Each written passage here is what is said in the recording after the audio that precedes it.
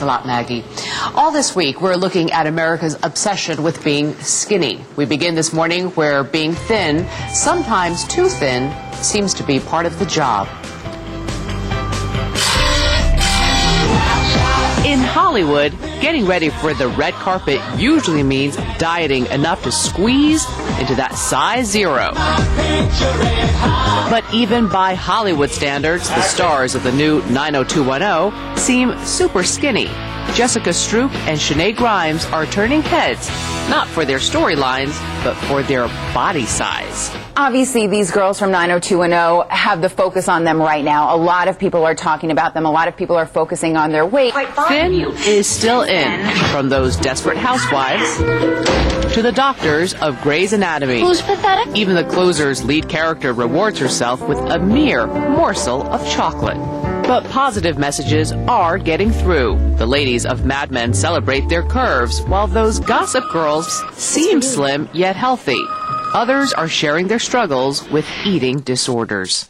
Whether it's Nicole Richie or Tracy Gold or Jessica Alba, so many of these girls have gone through it and then have emerged from it a better person and openly are talking about it, which I think in turn is helping girls.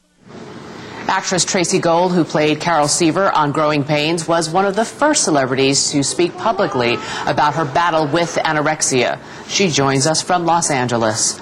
Also with us, psychologist Dr. Jen Berman. Good morning to you both. Good morning. Tracy, let me begin with you. What caused your battle with anorexia? I think it was a combination of things. I think the age I was at, growing up, obviously there was pressure, being on television. But I also think that it's just kind of pressure that society in itself puts on young girls. And it just kind of all built up and accumulated into an eating disorder. Were there pressures from the producers of your show telling you you had to shed a few pounds? Well, I have been honest about that, yes. And I was told at one point that I needed to go on a diet because I had put on some weight, like in the past, year of the show. I had put weight on and they wanted me to lose weight, and I went on a diet, and it was sort of a diet that went out of control. I mean, there are girls who can go on a diet though and not have it, turn into an eating disorder. So, it's hard to say, oh, it's the producer's fault. I think it's a combination, and it just kind of it amounts to that. Let me turn to Dr. Berman. What about normal teens who are not in the limelight? What typically causes young girls to battle this disease?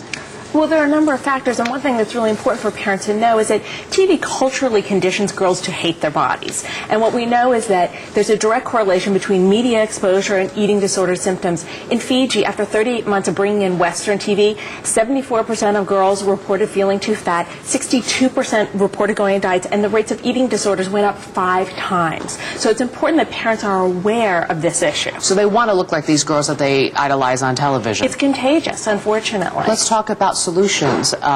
Tracy, are you fully recovered? Can you fully recover from this disease? I'm a huge believer you can fully recover from this disease. I think you have to know that you can recover. And I feel I am recovered.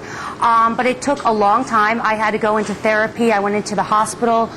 It was a long, long road. If I had ever known when I went down that road how hard it would be to get back, I wish someone had told me that. It was a long road, but I definitely came out the other end. Dr. Berman, what are the steps for someone who wants help, who wants to get over anorexia? Well, Tracy's right on the money. It's getting help. And it's important that parents recognize early signs when you have a child who is running to the bathroom after every meal, who's wearing baggy clothes, who has big weight fluctuations, who is afraid of certain food groups. It's time to get them help, and early intervention is key. Dieting is kind of like the gateway drug when it comes to eating disorders. Dieting oftentimes is a precursor, and it gets a lot of girls in tremendous trouble.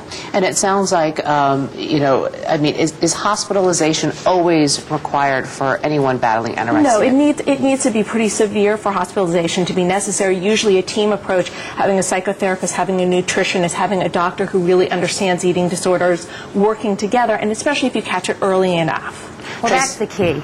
Tracy, go ahead. I was saying that's the key, catching it early.